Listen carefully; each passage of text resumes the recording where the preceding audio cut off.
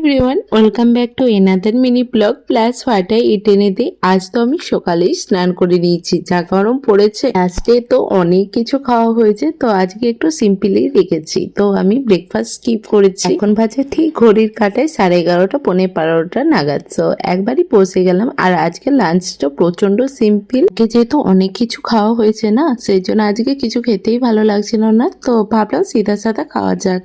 এই সাদার মধ্যে পড়ছে ফ্যান ভাত, সঙ্গে আলু পেঁয়াজ মাখা, আর ছিল পেঁয়াজির বড়া। এই পেঁয়াজির সাথে ছিল বিড়ির ডাল, সঙ্গে আরো ভালো লেগেছিল ছিল পাকা আম। আর কালকে যে গ্রোসারি শপে গিয়েছিলাম, সেখান থেকে এই আমুলের ম্যাঙ্গো আইসক্রিমটা নিয়েছি। নিজের প্রথমবার আমি সেটাই এনজয় করছিলাম, কিন্তু অনেস্টলি বলতে বাটারস্কচের মতন এই ম্যাঙ্গো আইসক্রিমটা তেমনটাও ভালো লাগেনি খেতে আমাদের।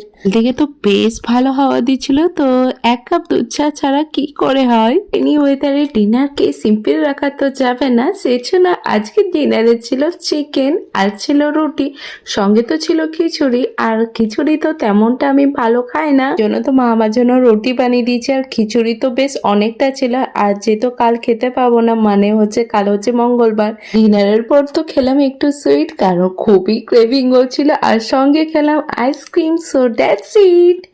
দেখা হচ্ছে অন্য আরেক মিনি ব্লগে। Thanks for watching. If you like my mini blog, so do like, comment and share. Don't forget to subscribe to my channel, Sneha's Little Corner of the Internet. Bye.